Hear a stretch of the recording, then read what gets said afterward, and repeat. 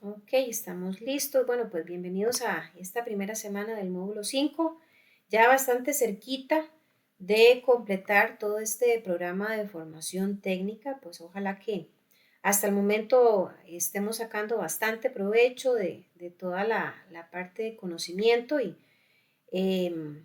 pues obviamente también aspirando a completar este gran reto. Recordemos que la semana pasada terminamos el módulo 4, la norma ISO 13485, y para el día de hoy, con este módulo que se llama herramientas de calidad, pues vamos a aprender a utilizar dos herramientas. Específicamente lo que son las hojas de verificación, que igualmente tiene otros nombres, ahorita vamos a ver cuáles, y también la estratificación, específicamente lo que son diagramas de flujo.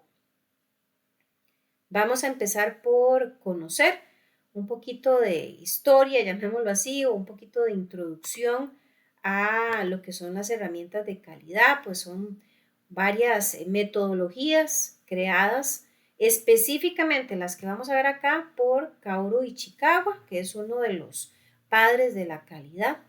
Estas herramientas son súper conocidas a nivel mundial y también pues muy funcionales. Los beneficios que estas otorgan y la facilidad con que se aprende a utilizarlas, pues lo ha hecho bastante común, llamémoslo así, en todas las industrias. Estas herramientas no son exclusivas de industria médica, ¿verdad? Las podemos aplicar en cualquier tipo de industria.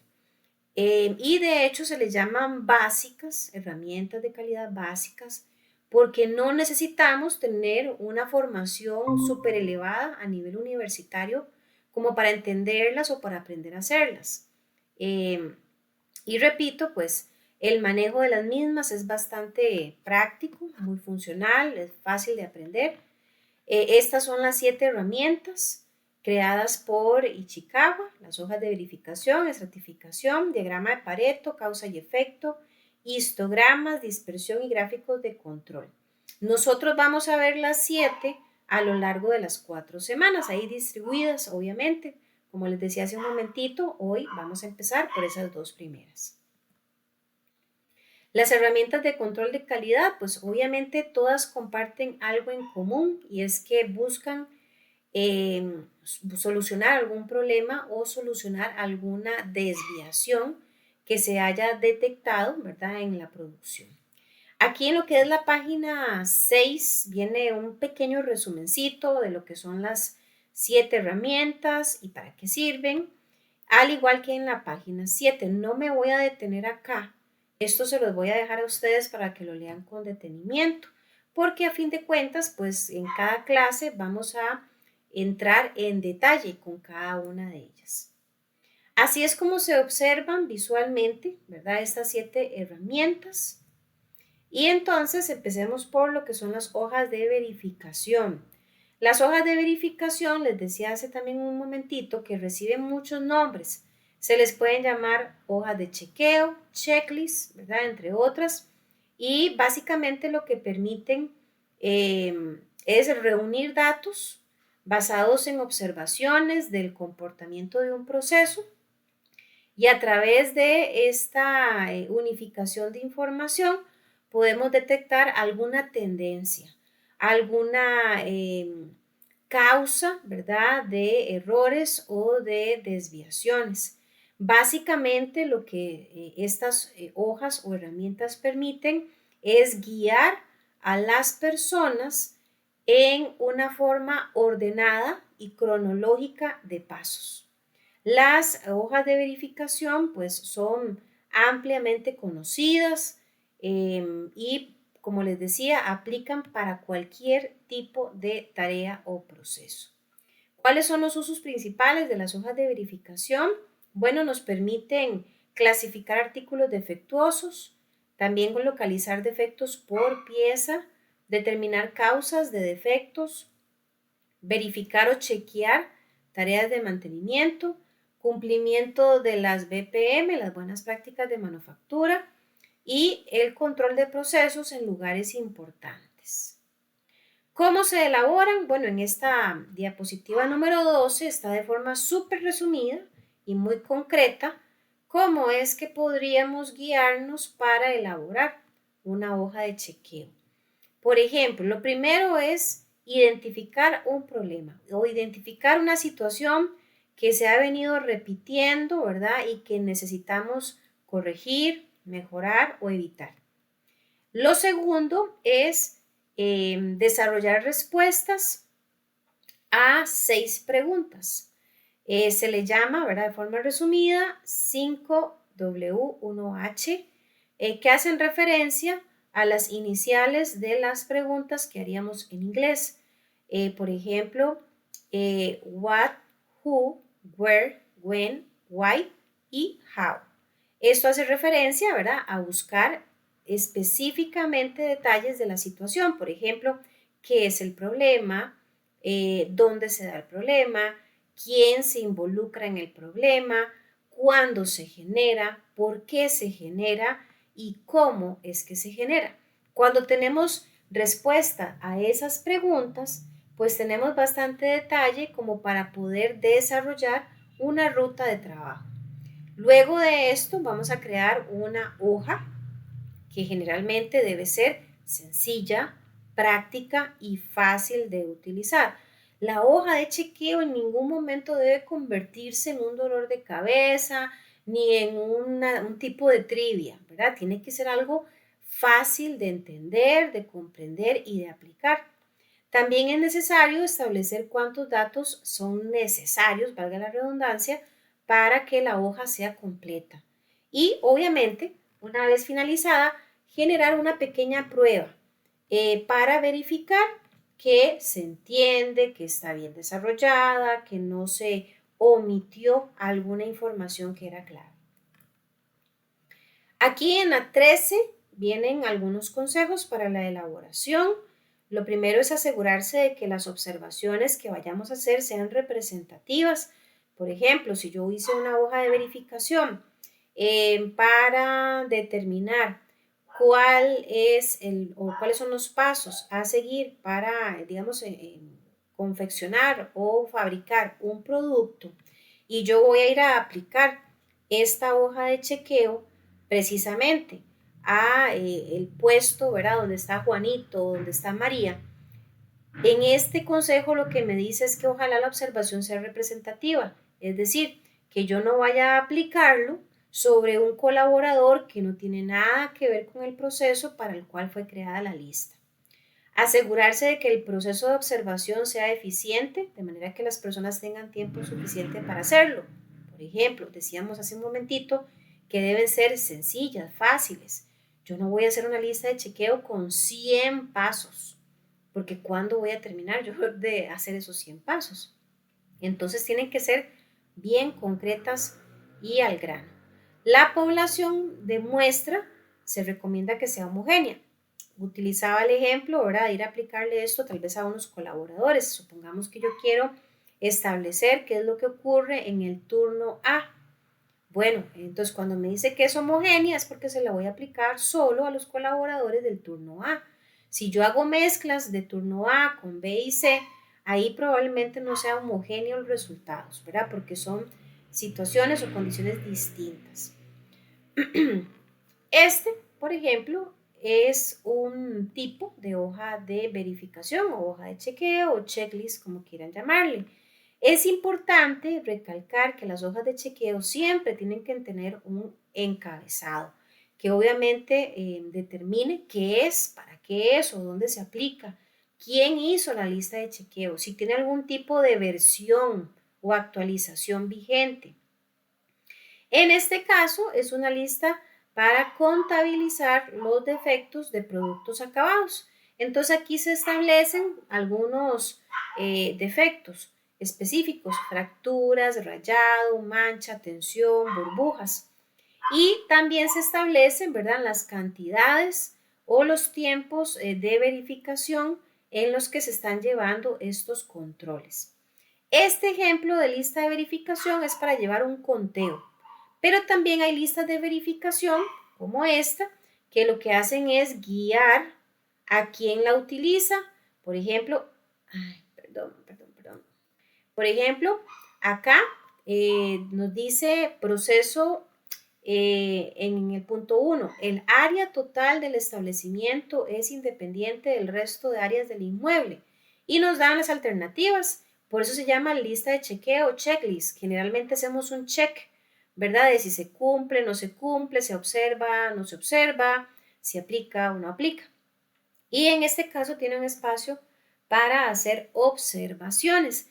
La guía, porque esto es como un tipo de guía, ¿verdad? Para quien la ejecuta, le va a ir ayudando, ¿verdad? A no brincarse ningún detalle que podría ser determinante para verificar alguna labor o proceso.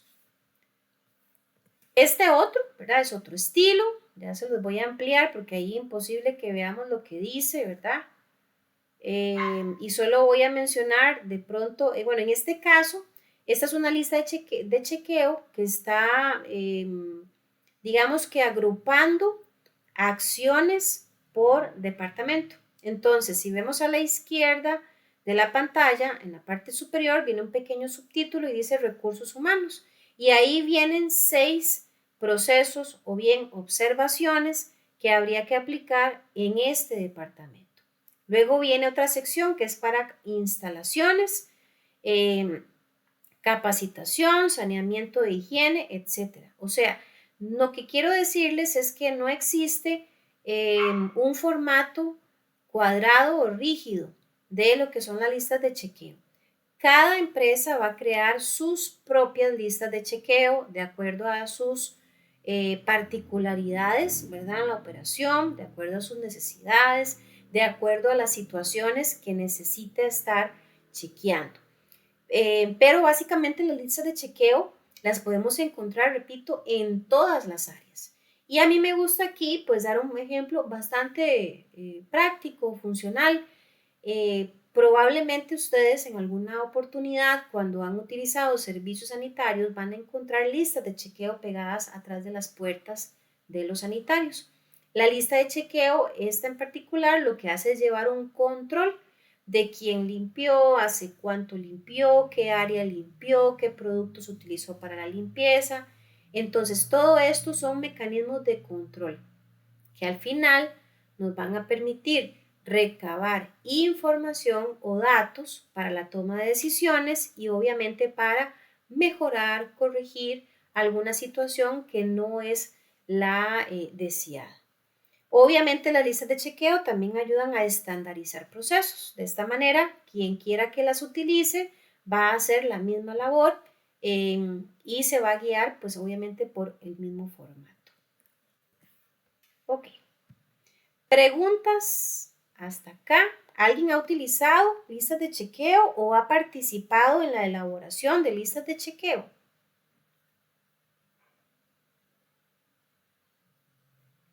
¿Alguien que nos quiera aportar? Cristian, adelante.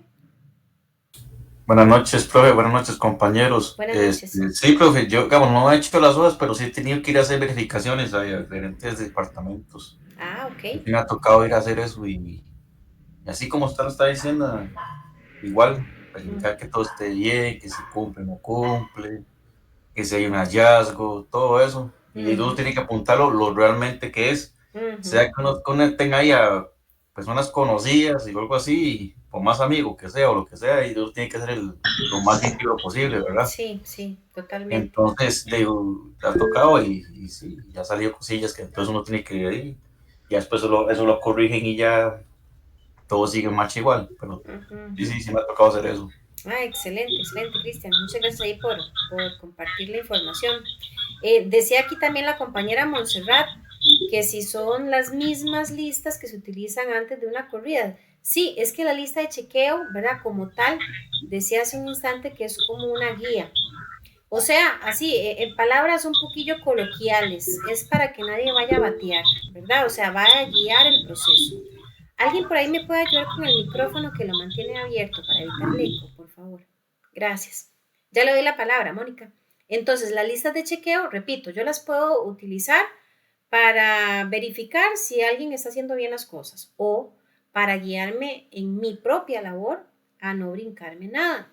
Entonces son bastante funcionales. La lista de chequeo va a guiar cronológicamente o lógicamente un proceso y obviamente su objetivo es que no omitamos ningún detalle. Inclusive, aprovechando una palabrilla ahí que mencionó Cristian, hallazgos. Puede ser que inclusive cuando se genera una lista de chequeo nueva y hacemos la prueba, ¿verdad? Para ver si está completa. Puede ser que cuando se hace la prueba, en apariencia esté bien, pero de pronto, ¿verdad? Aparezca algo totalmente atípico que no fue contemplado en la lista de chequeo y en un hallazgo pues podríamos hacer el comentario de la salvedad. Esto podría inclusive ser un aporte importante para que se haga una actualización a la misma lista de chequeo. Adelante, Mónica. Sí, de hecho yo sí he hecho eso es porque antes yo trabajaba en limpieza. Ajá. Entonces a nosotros sí nos ponían a hacer esas hojas porque de los productos que nosotros trabajábamos para Mm. limpieza. Ah, excelente, excelente. Sí, y esto es, como les decía, es bastante funcional, aplica a cualquier área y lo más esencial, recordemos, estos son herramientas básicas, entonces no hace falta tener, no sé, una maestría, un doctorado, ¿verdad? Para poder aprender a utilizarlas o para hacerlas. Por supuesto que hacerlas va a requerir, pues, un poquito de entrenamiento, un poquito de información, ¿verdad? Y de aprendizaje, pero tampoco nada del otro mundo. Y siempre recordemos que el objetivo va a ser la toma de decisiones o facilitar la toma de decisiones para encontrar una solución. Muchísimas gracias ahí a los compañeros que han participado, excelente. La segunda herramienta de calidad que vamos a ver hoy está dentro de la estratificación. ¿Por qué dentro? Porque la estratificación contempla gráficos estadísticos, análisis estadístico y diagramas de flujo. Nosotros nos vamos a enfocar en este último, diagramas de flujo, que también tiene varios nombres, ya los vamos a ver. Esto es básicamente, ¿verdad?, una forma de esquematizar un algoritmo. Y esta herramienta nos muestra gráficamente los pasos o procesos que hay que seguir para alcanzar la solución de un problema. La correcta construcción es súper importante, ¿verdad? Porque a partir de esta, pues se describe la solución y refleja un flujo de trabajo, por eso el nombre. Paso a paso de negocios, operaciones o componentes de un sistema. El diagrama de actividades siempre va a mostrar un flujo de control general. ¿Cuáles son los usos de los diagramas de flujo? Bueno, modelar, ¿verdad?, un proceso de flujo de trabajo o modelar operaciones. Los símbolos que se utilizan son estos que vemos en pantalla. No son los únicos, son un montón, pero estos son los que más regularmente vamos a observar en diagramas de flujo. Cada uno de estos símbolos significa algo, o sea, son casi que, llamémoslo así, un lenguaje. Y solamente la utilización del símbolo ya representa una idea. Hay símbolos para diferentes actividades dentro de un proceso. Por ejemplo, hay símbolos específicos para procesos de operación y para procesos en sí. Vamos a conocer a detalle cada uno de estos símbolos. Empezamos por el círculo y específicamente el círculo, llamémoslo así, grande, porque también podemos usar un círculo que es más pequeñito, que lo vamos a ver adelante. El círculo representa operaciones y generalmente va a ser utilizado cuando yo necesito representar una etapa principal de un proceso. O sea, cuando yo quiera manifestar o aclarar que se va a crear, a cambiar o a agregar algo, entonces utilizo el círculo. El círculo como tal implica actividades entonces de conformación, embutición, montaje, desmontaje, entre otros. También tenemos la flecha. La flecha va a representar el transporte, o sea, el movimiento de un material desde una posición a otra. Indica traslados con diferentes métodos y medios. El triángulo invertido representa almacenaje y se produce o lo vamos a utilizar cuando algo debe permanecer en un sitio sin ser trabajado, o sea, sin ser modificado, esperando a que se genere alguna acción posterior. El almacenaje puede ser temporal o permanente. La demora. Hay algunas actividades o procesos, ¿verdad?, que es necesario que se genere una demora. Por ejemplo, si yo estoy, qué sé yo, cocinando, ¿verdad?, algún tipo de pastel. Generalmente, luego de que el pastel ya está cocinadito, se recomienda, ¿verdad?, dejarlo ahí queditito, casi que dicen ni lo vuelva a ver para que no se vaya a bajar. Ese espacio de tiempo donde no se genera nada es un tipo de demora. Pero obviamente en procesos de fabricación, ¿verdad?, de cualquier tipo de insumo, en dispositivos médicos, a veces hay que esperar ciertos tiempos para el secado o para algún tipo, ¿verdad?, de adaptación del material a una forma, etc. Cuando esto ocurre, entonces utilizamos el semicírculo.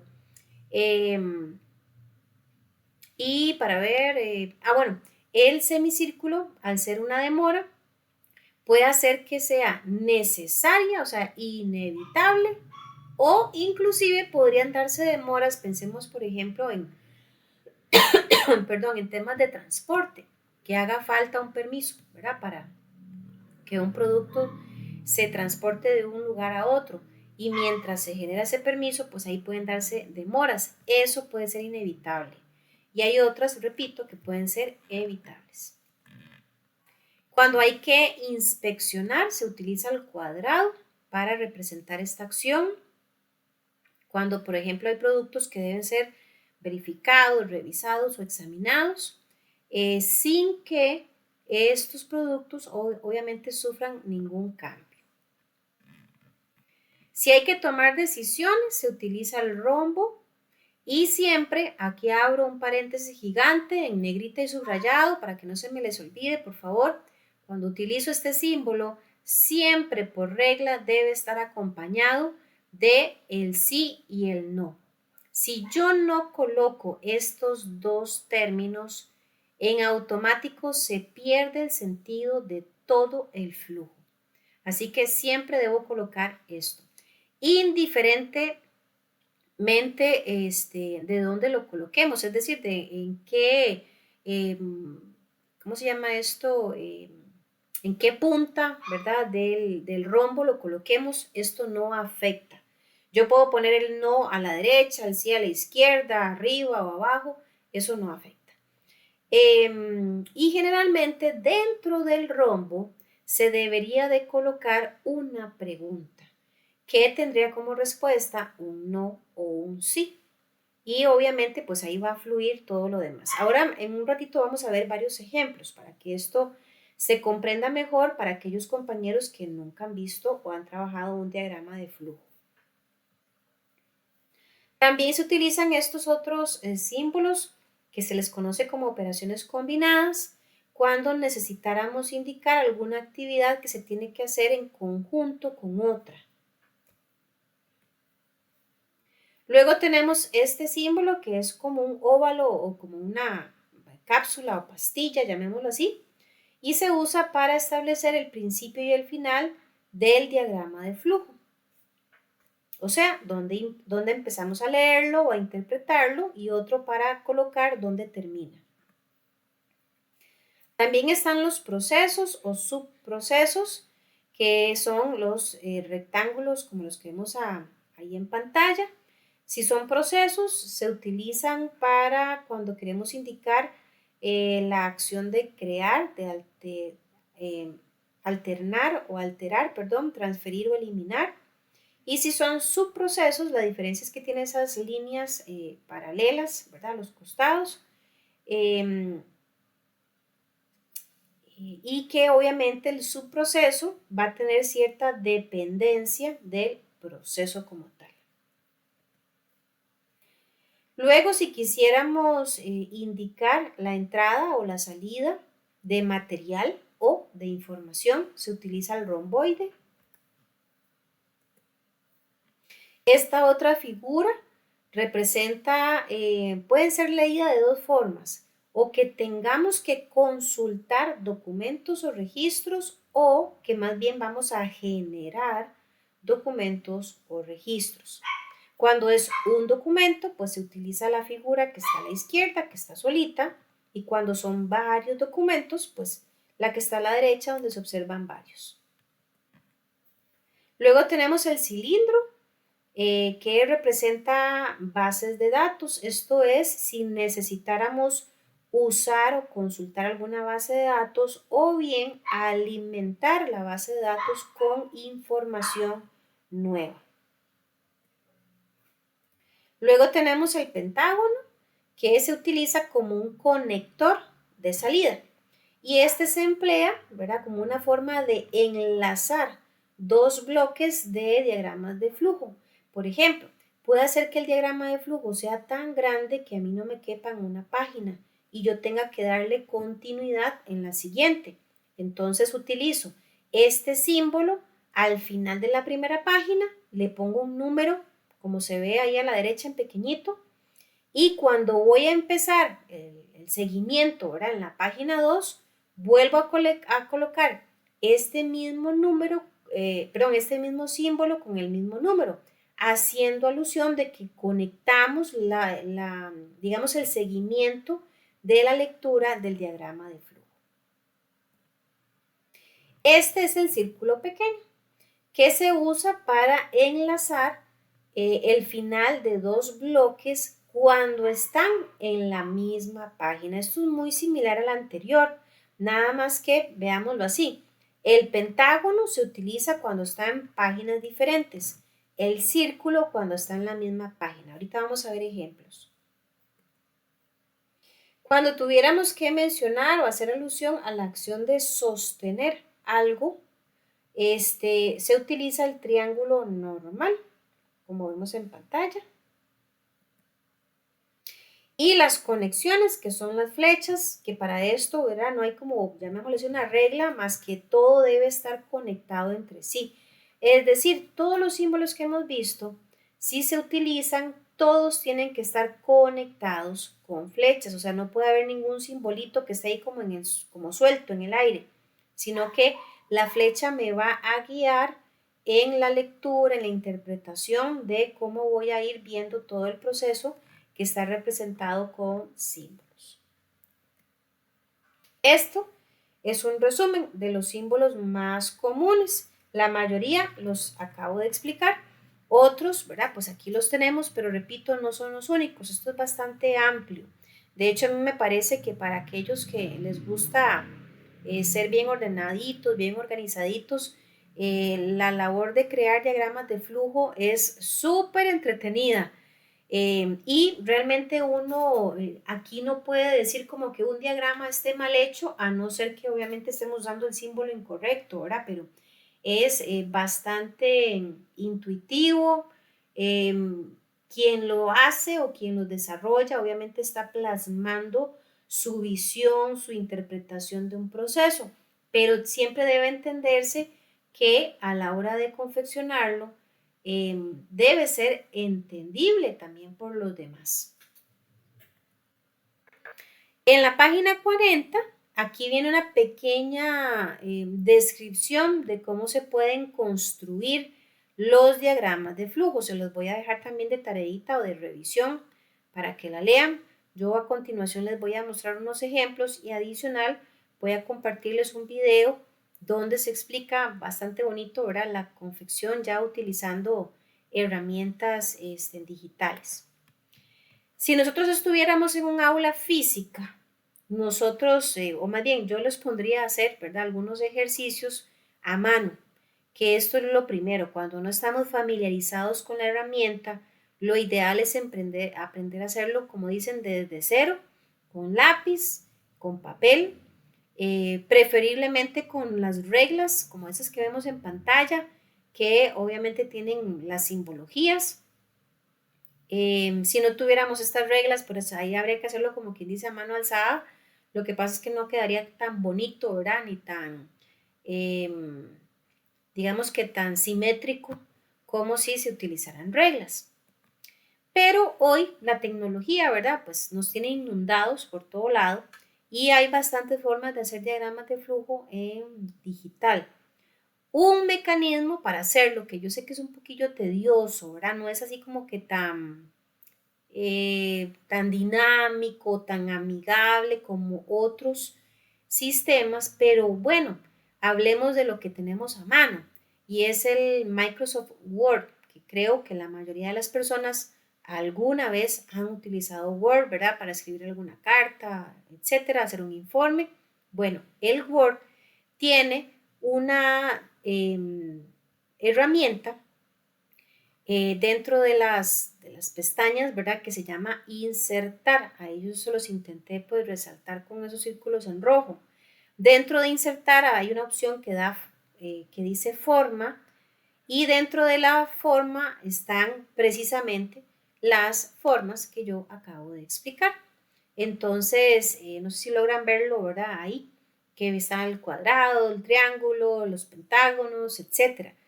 El Word, repito, sería una alternativa si alguien quiere ponerse ahí a travesear, como dicen, a hacer diagramas de flujo con una herramienta pues, que generalmente todos tenemos a mano. Esta es una buena opción. Ahí también les estoy dejando el enlace de un video de YouTube donde se explica cómo podemos utilizar el Word para hacer diagramas de flujo. Pero no es la única alternativa.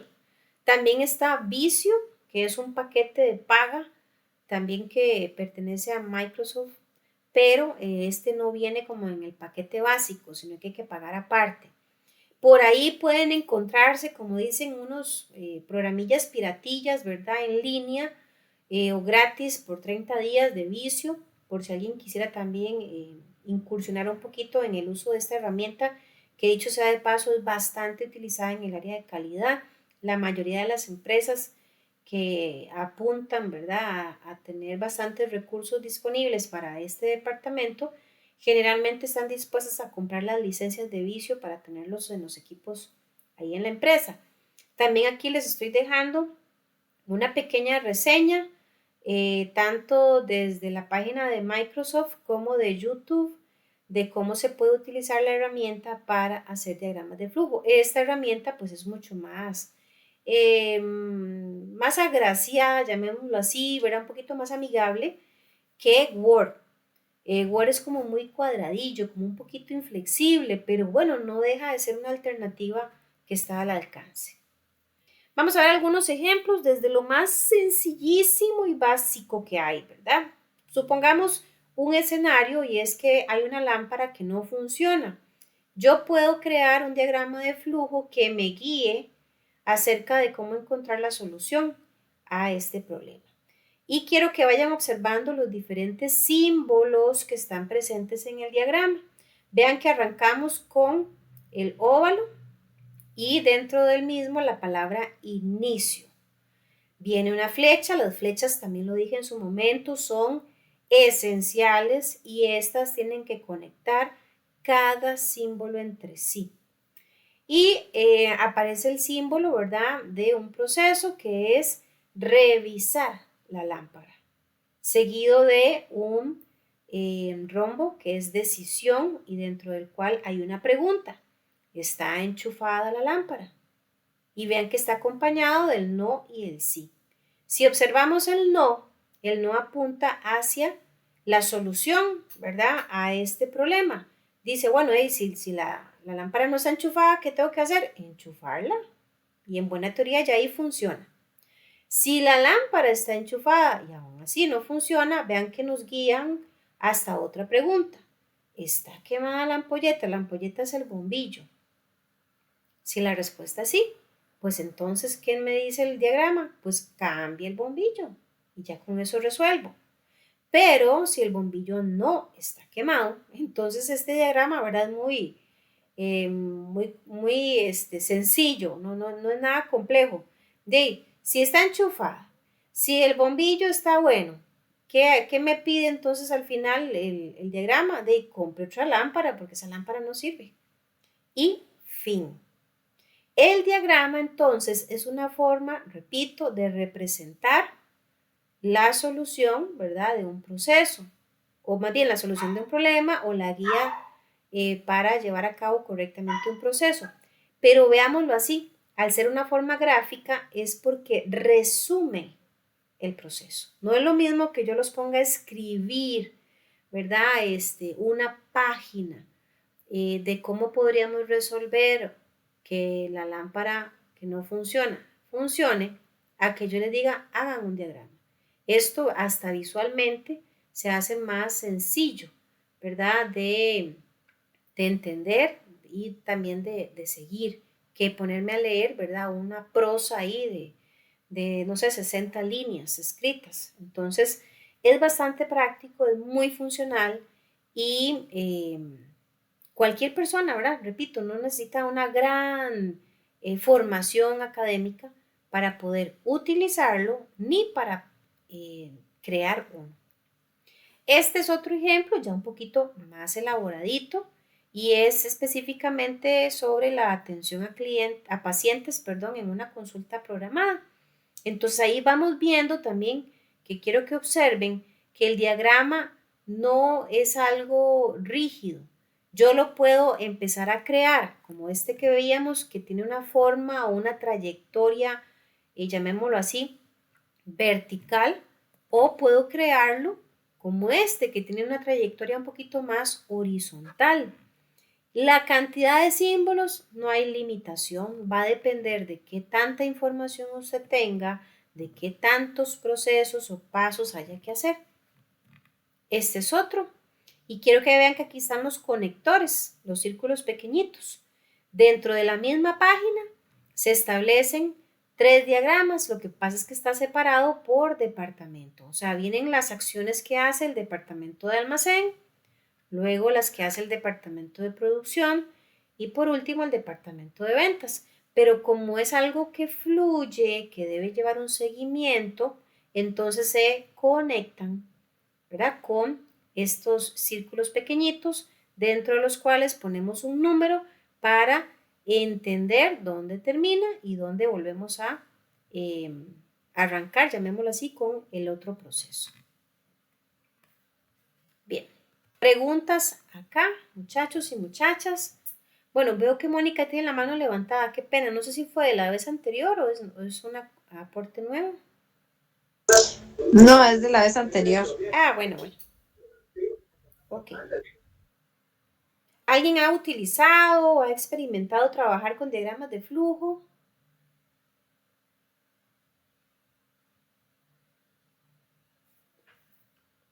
Nadie.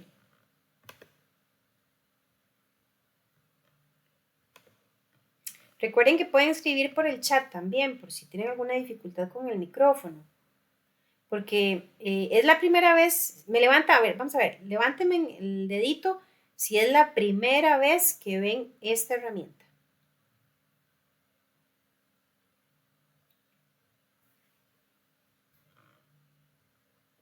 Ok, Cristian, Montserrat. Ok, es la primera vez entonces que ustedes conocen esta herramienta. Mónica también. Ah, ok, excelente. Bueno, está bien, excelentísimo. Qué bonito que algo completamente nuevo, ¿verdad? Podamos aquí desarrollarlo en clase. Vuelvo y repito, vieras que cuando uno conoce los diagramas de flujo y empieza a trabajarlos, miren, chiquillos, aquí el Facebook, el Instagram y el TikTok no tienen nada que hacer. Usted se entretiene tamaño rato. ¿Y qué tan largo, qué tan amplio puede ser un diagrama de flujo? No hay una regla, porque lo que se busca, repito, es que sea bien detalladito, que quien lo vaya a utilizar para guiar alguna labor tenga todo a mano, ¿verdad? Que no le surja ninguna duda, que no le surja ningún digamos que ninguna situación ahí de, ay, estaré haciendo bien las cosas, ¿será que era así? ¿Será que era de otra forma? A mí me pasa, por ejemplo, recientemente he tenido que armar algunos muebles y casi siempre los muebles pues traen ahí, ¿verdad? Pues su manual, etcétera. Y a veces vienen unos diagramas que uno dice, Dios mío, ¿quién los hizo? Porque lejos de guiarme, más bien me surgen más preguntas. ¿Por qué? Porque no está bien desarrollado, está incompleto. Necesitaba contemplar más información. Y obviamente, repito, al igual que la lista de chequeo, toda herramienta que hagamos antes de ponerla a funcionar ya como algo rutinario debe ser probado para ver si no omitimos algo importante. ¿Alguna pregunta?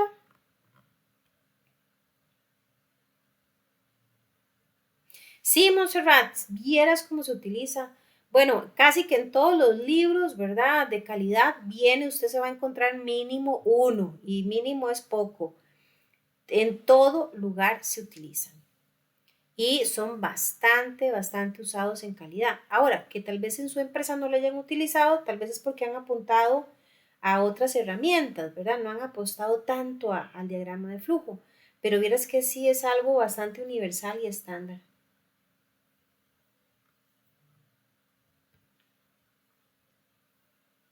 Ok, vean, esto es lo que teníamos para desarrollar hoy y les estoy dejando aquí abajito, como lo estoy mostrando en pantalla, un video. Este video no es largo realmente, ¿verdad? Es muy concreto, donde ustedes van a poder conocer cómo podríamos utilizar el Word para crear un diagrama de flujo. Yo necesito que todos sin excepción vean el video porque puede hacer que yo haga una preguntilla por ahí de examen para comprobar que vieron el video.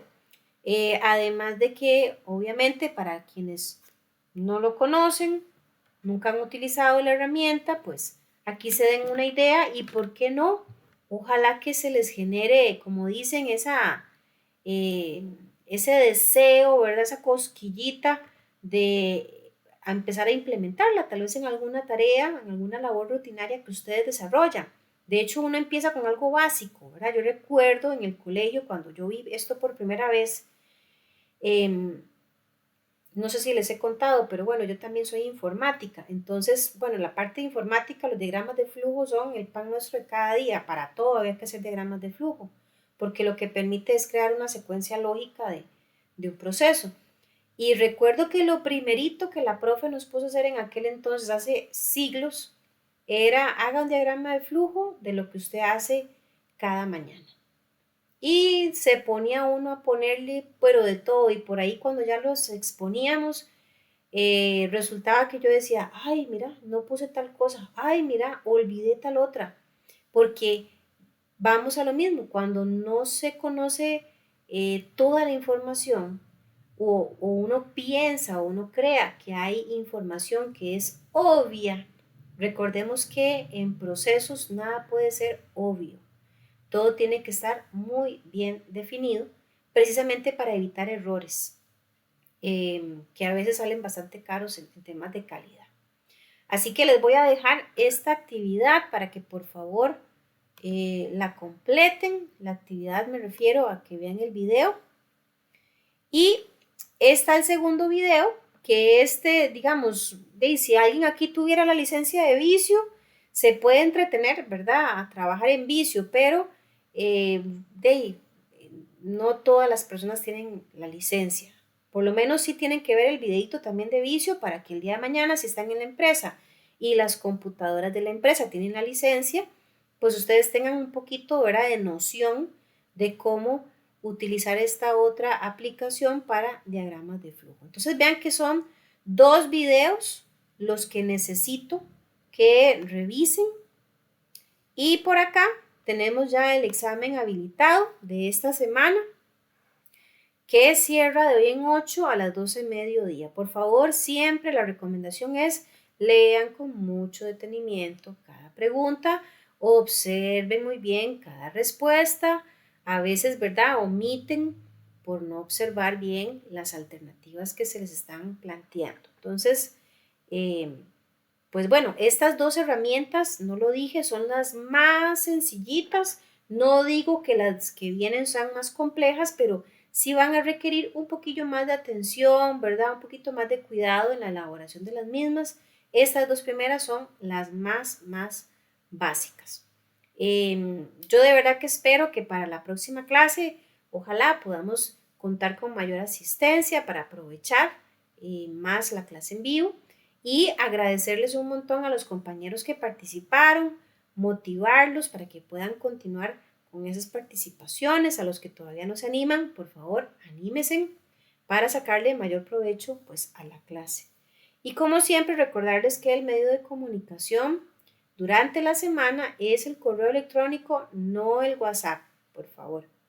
De mi parte, si no hay preguntas o algún aporte, pues eso sería lo que tendríamos para esta clase. Con todo gusto, Mónica. Con gusto, Montserrat. Así que, pues bueno, estaríamos viéndonos de hoy en 8, si Dios lo permite. Un placer haberlos tenido por acá y espero que pues se genere bastante interés en este módulo que es bastante práctico y pues de mucha aplicación, ¿verdad? Ya en la parte de calidad, en toma de decisiones, ya un poquito más robustas en comparación con los otros módulos. Que tengan una feliz noche.